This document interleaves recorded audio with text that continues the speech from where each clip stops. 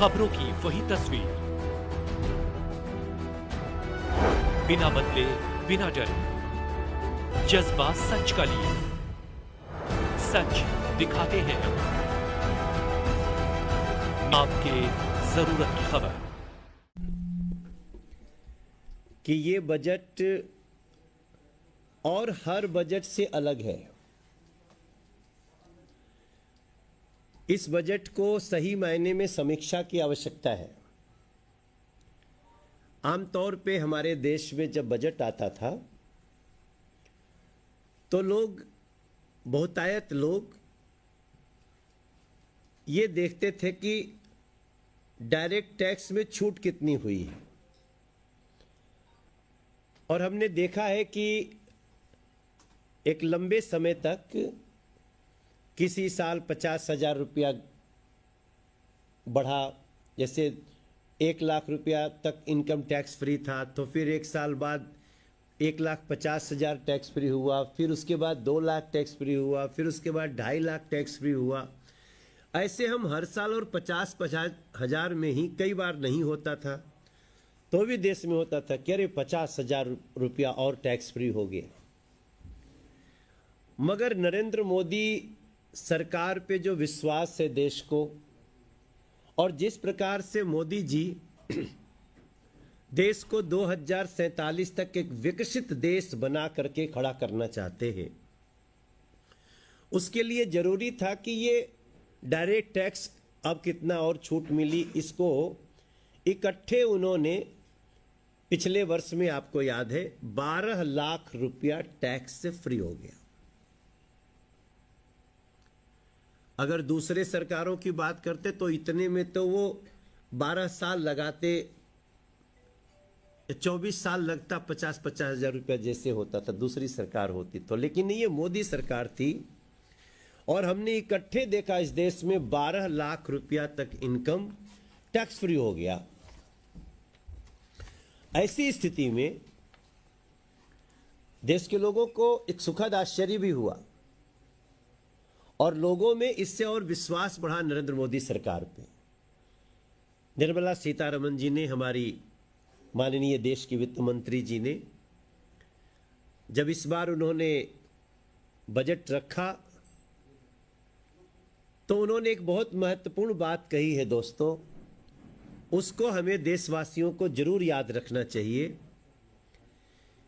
कि ये बजट 2047 तक भारत विकसित देश बने उसका बजट है।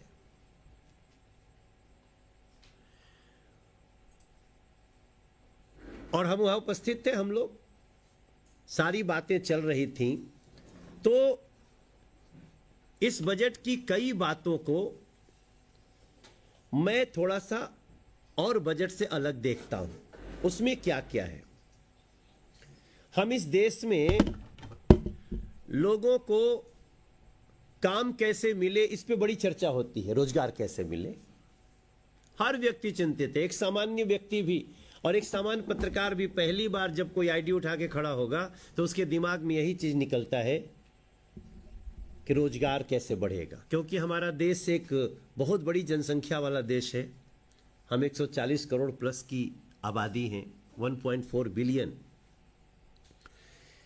तब इसको सही मायने में एड्रेस करने के लिए सरकार ने कदम उठाया था, पहले ही कदम उठाया था, लेकिन उसकी कई ऐसी चीजें थी जहां पे आवश्यकता थी विकेंद्रीकरण की। सपोज हमको स्किल सेंटर बनाना है तो स्किल सेंटर केवल मेट्रो शहर में बनना चाहिए, स्किल सेंटर केवल बड़े बड़े शहरों में बनना चाहिए। तो बड़े शहरों पे तो ऐसे ही लोड बढ़ रहा है, गांव से लोग भाग करके शहर में जा रहे हैं, गांव की व्यवस्था उदास होती जा रही है। तो इसको देखते हुए पहली बार इस बजट का एक बहुत महत्वपूर्ण प्रावधान है कि देश के हर जिले में एक स्किल ट्रेनिंग सेंटर बनेगा। क्योंकि जब तक हमारे बच्चे स्किल्ड नहीं होंगे तब तक उनके हाथों में रोजगार नहीं आएगा। और मेरे समझ से सांसद मनोज तिवारी के पर्सपेक्टिव से इस साल का सबसे महत्वपूर्ण बात यह हुआ है कि हर जिले में एक स्किल सेंटर बनेगा और उस स्किल सेंटर के लिए बजट भी दिया गया है। स्टेट किसी का हो, चाहे वो किसी पार्टी की सरकार हो, मगर स्किल सेंटर चलाएगी केंद्र सरकार। इसको हम जितना दूर दूर तक पहुंचा सकें, हमारे बजट की ये बात बहुत अच्छे ढंग से जाएगी। इस बजट की दूसरी महत्वपूर्ण बात जो मुझे लगती है, कुछ दिन पहले हमारे देश के प्रधानमंत्री जी ने एक स्टेटमेंट दिया था कि मेरे हिसाब से इस देश में 4 प्रकार के लोग हैं। युवा, दूसरा महिला, तीसरा किसान और चौथा गरीब। हम आप कितनी माथापच्ची करेंगे, इस 4 से बाहर नहीं निकलेंगे। और युवा जब तक स्किल्ड न हो तब तक हम उसके हाथों में रोजगार कौन देगा। कभी भी सहानुभूति करके कोई किसी को काम नहीं देता सर। काम हमेशा उसी को मिलता है। यहां तक कि अगर आप भी मीडिया चैनल में काम कर रहे हैं तो आपको कितना देखा सुना जाएगा ये आपके स्किल पे निर्भर है। मनोज तिवारी बोलेगा तो उसको कितने लोग सुनेंगे उसके स्किल पे निर्भर है।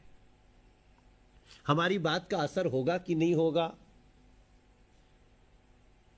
तो इसके साथ साथ जो दूसरा महत्वपूर्ण बात थी, महिला। अब आज के समय में हम महिलाओं को इस बात के लिए प्रोत्साहित कर रहे हैं कि मेरी बेटियों बाहर निकलो, उड़ो। स्त्री पुरुष एक समान। तो बेटियां बाहर निकल रही हैं, काम कर रही हैं, लेकिन उसमें एक बहुत बड़ी बाधा आती है कि जब वो काम करने निकल के जाती हैं तो वो रहेंगी कहां, और वो ऐसी जगह रहे कि उनको इसकी गरिमा के साथ रहने का, उनके परिवार को भी लगे कि नहीं मेरी बेटी बहुत अच्छे से एक जगह रहती है। इससे उनका भी प्रोत्साहन बढ़ेगा। और उसका कार्य इस बजट में हुआ है जब हम हर जिले में एक गर्ल्स हॉस्टल बनाने जा रहे हैं। इस बात को हम जितना ढंग से समझेंगे, हमारी 3 बेटियां हैं। अगर हमारी बेटी मुंबई में रह के पढ़ाई कर रही है तो मुझे बहुत अच्छा लगेगा, या कहीं वो देहरादून में है या कहीं जाएगी तो उसके रहने की व्यवस्था क्या है, उसकी चिंता नहीं करनी है बेटियों को। हर जिले में एक गर्ल्स हॉस्टल। और इसका एक एग्जाम्पल आपको बता दूं, मेरी लोकसभा में ये ढका गांव में 1000 कमरों का गर्ल्स हॉस्टल बन रहा है। मगर वो सिर्फ दिल्ली में ही क्यों हो, वो देश के हर जिले में हो।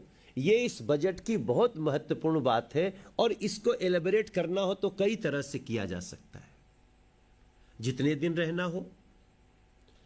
ये गर्ल्स हॉस्टल, इसको वर्किंग वुमेन हॉस्टल के रूप में आप समझिएगा। ये नहीं कि जो पढ़ाई कर रही है सिर्फ उसी को मिलेगा। एक बहुत महत्वपूर्ण बात हुई है, इन दिनों में बड़ा विवाद किया गया विपक्ष के द्वारा कि मनरेगा का नाम बदल रहे हैं, मनरेगा का क्या होगा, कैसे होगा। विकसित भारत की कल्पना गांधी जी का भी सपना था। और आज जब हम विकसित भारत, वैसे तो उसको शॉर्ट में जी राम जी बोलते हैं और कुछ लोग पता नहीं क्यों राम जी कह के हंसते भी हैं, तो उनकी मानसिकता वो जाने। लेकिन गांधी जी जो राम को हमेशा, राम का नाम बड़े श्रद्धा से लेते थे, हम लोग इस नई व्यवस्था में 100 घंटे की जगह 100 दिन की जगह 125 दिन साल में काम देंगे। वो तो देंगे, लेकिन मनरेगा में जो पैसे पहले से हैं, जो काम चल रहे हैं, वैसा भी लगभग 30,000 करोड़ का बजट है जिसको वहां लगाने के लिए अलग से प्रावधान किया गया है। और इसके लिए हमारी वित्त मंत्री के सूझबूझ का बड़ी धन्यवाद दिया जाना चाहिए। अब एक चौथा पॉइंट है जो बहुत महत्वपूर्ण है। मैं बहुत ज्यादा पॉइंट्स नहीं लूंगा, मैं थोड़ी बात करके ही आपको, क्योंकि हमारे कई साथियों ने बात करी है। आज everybody is talking about data, और जब डेटा की बात होती है तो हमें चिप की जरूरत होती है। वो कहां से? अभी भी हम दूसरे देशों पर निर्भर हैं, हालांकि हमारा देश बहुत तेजी से इसमें आगे बढ़ा है। धन्यवाद नरेंद्र मोदी जी को, जो स्वयं, चाहे वो वैक्सीन बनाने की बात हो या फिर चिप बनाने की बात हो, वो जो लोग काम कर रहे हैं उनके यहां विजिट करना, वो भले प्राइवेट लोग हों लेकिन उन लोगों को एक सरकार परिवार की तरह समझती है, सुविधा देना, वन विंडो सिस्टम देना, उसका भी इस बजट में प्रावधान किया गया है, जिससे भारत डेटा हब बने। हम पहले भी सोच सकते थे, ठीक है, पहले के लोगों ने नहीं सोचा, नरेंद्र मोदी जी ने सोचा, उनकी सरकार ने सोचा है।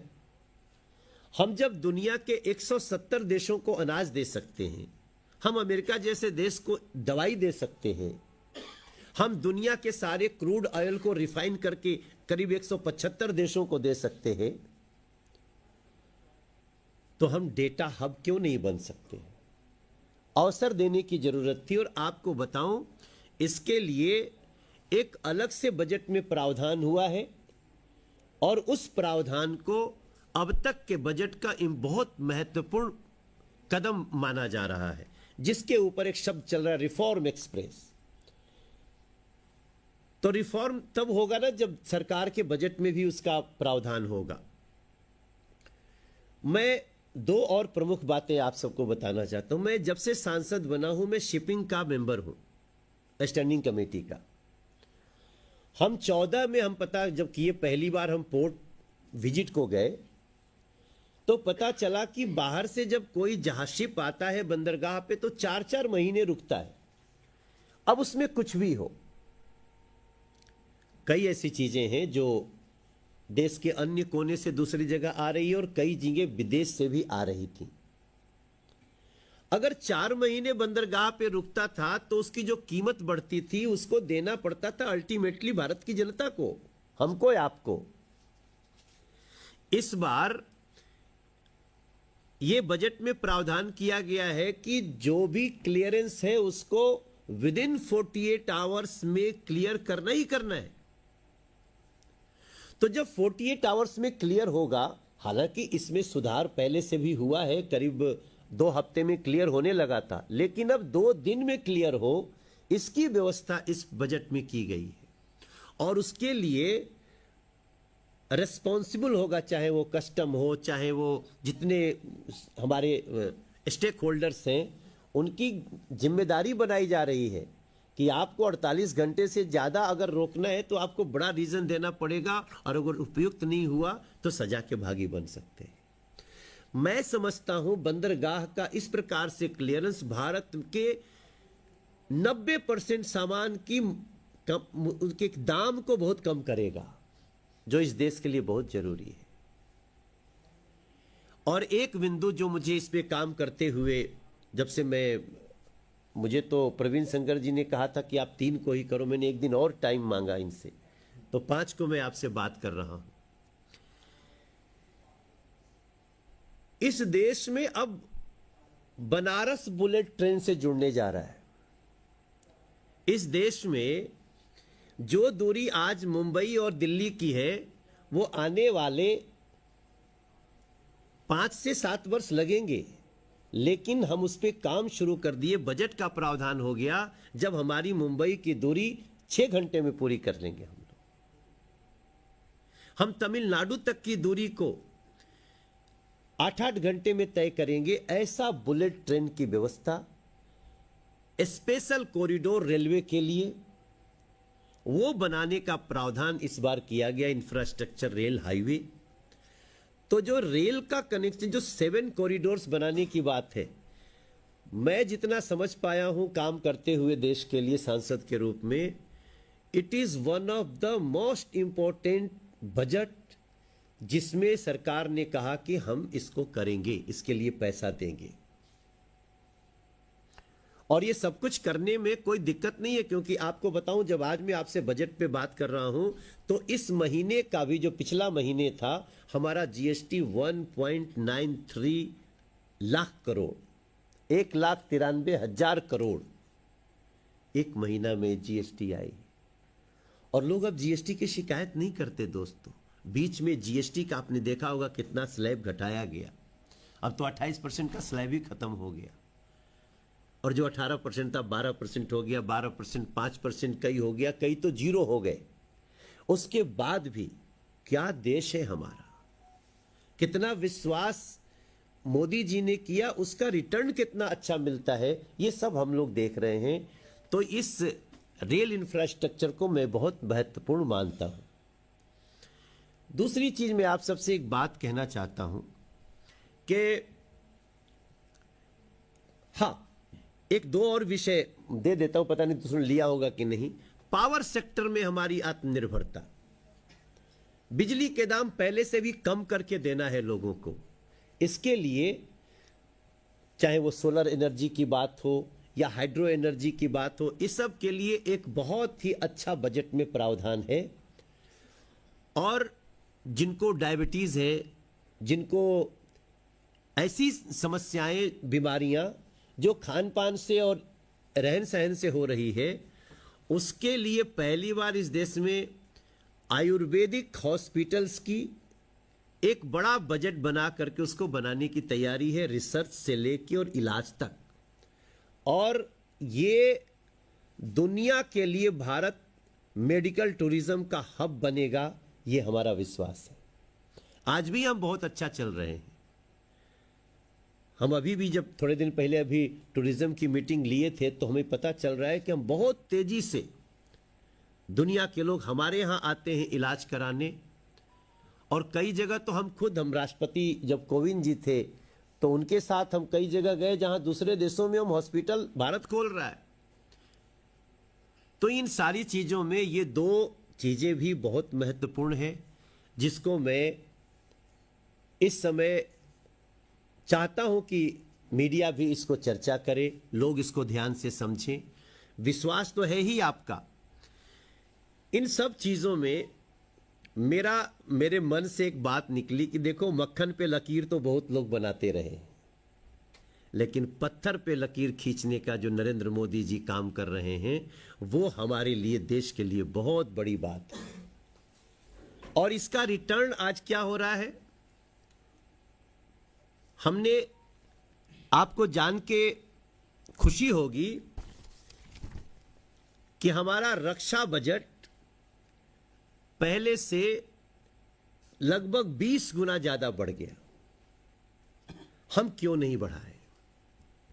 हमने जब ये हमारा ऑपरेशन सिंदूर हुआ, जिस समय आकाश से ड्रोन आ रहे थे, ड्रोन को मारे जा रहे थे, कुछ जगह हमारी चुनौतियां भी थीं, तब तक हमारे देश का कोई व्यक्ति से ही सोचता था इजराइल बड़ा आगे है, वो कोई भी बम आता है तो अपने देश में गिरने नहीं देता। लेकिन ये क्षमता हमारे देश ने भी देखा। मगर अगर एक लंबे समय तक कभी ऐसी बात आई तो उसके लिए भी हमें सुरक्षित रहना चाहिए। उसके लिए हमारे देश का रक्षा बजट 20 गुना ज्यादा बढ़ना, यह हमारे देश के वित्त मंत्री जी का, प्रधानमंत्री जी के नेतृत्व में एक बड़ा विजन है। और यही कारण है कि आज विपक्ष ऐसा तिलमिलाया हुआ है कि वो बजट पे अभी भाषण नहीं होने दे रहा। अभी तो राष्ट्रपति जी के अभिभाषण पे भाषण नहीं हो रहा है। उनके अंदर की विक्षिप्तता ऐसी है विपक्ष की कि वो इतनी अच्छी अच्छी बातें जो हम आपके मीडिया के थ्रू बता रहे हैं, हमें इसे संसद में भी बताना है, देश को बताना है, लेकिन वो उसके लिए हमको रोक रहे हैं। कोई फर्क नहीं पड़ता।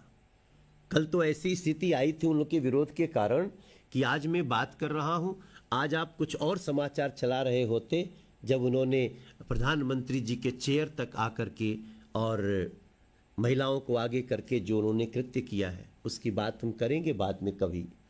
लेकिन दोस्तों, ये जो बजट है, मैं इस बजट को 2047 तक भारत को विकसित बनाने वाला बजट मानता हूं। क्योंकि जब देश की दूरियां आपस में कम होंगी तो दिल भी नजदीक आएंगे। आज हमारे लिए उत्तर, दक्षिण, पूरब, पश्चिम, केंद्रीय भारत, नॉर्थ ईस्ट का भारत अब हमारे लिए दूर नहीं है। हम उस रास्ते पे चल पड़े हैं और मैं बड़ी खुशी के साथ इस शानदार बजट के लिए निर्मला सीतारमण जी का धन्यवाद करता हूं और प्रधानमंत्री नरेंद्र मोदी जी को हृदय से मैं आभार प्रकट करता हूं कि उन्होंने इस विजन को उस लक्ष्य तक देखा है जहां पर कई लोग नहीं देख पा रहे थे। हम वहां देखे भी हैं और पहुंचेंगे। मनोज जी, आप एक बड़ा गंभीर आरोप लगा रहे हैं, आपकी सरकार है। राहुल गांधी लगातार ये आरोप लगा रहे हैं कि उनको संसद में बोलने नहीं दिया जा रहा है, लेकिन आप कह रहे हैं कि आपको भी अपनी बात वहां पर नहीं रखने दिया जा रहा है, तो ये बड़ी गंभीर समस्या सरकार के सामने है। भाई, आपके सामने तो सब कुछ है, बोलना किसी का मना नहीं है। विषय एक ही आया कि नियम कानून के तहत बोलना है और नियम कानून के तहत जो पुस्तक प्रकाशित ही नहीं है आप उसको कोट करना चाहते हैं। और अगर हमारे किसी सांसद ने प्रकाशित पुस्तकों को कोट किया तो आपको ऐसी मिर्ची लगी है कि अभी तक ठंडी नहीं हो पा रही। हमारा कहना है बजट पे चर्चा तभी होगी ना जब प्रधानमंत्री जी का स्पीच जिन्होंने नहीं होने दिया। आपके सारे आरोपों का जवाब कौन देगा? प्रधानमंत्री जी से बड़ा सदन में कौन है? वो सदन के नेता हैं। तो इसलिए हमें कहने की कि आप खुद देख लीजिए। और जिस तरह की वो बातें कर रहे हैं, विक्षिप्त क्यों कह रहा हूं मैं? व्यक्ति जब विक्षिप्तता के लेवल को क्रॉस कर जाता है, कल जो संसद में वो आप लोगों ने देखा ना, वो एक मंत्री को एक ट्रेटर बोल रहे हैं। जो हमारे सिख कम्युनिटी के मंत्री, जिनके पिताजी खालिस्तानी उग्रवादियों से लड़ते हुए शहीद हो गए, उनको आप ट्रेटर बोल रहे हैं। सरेआम आपको देश का दुश्मन कह रहे हैं। ये कहीं से भी इस देश में कोई एक्सेप्ट कर सकता है लोकतांत्रिक मर्यादा?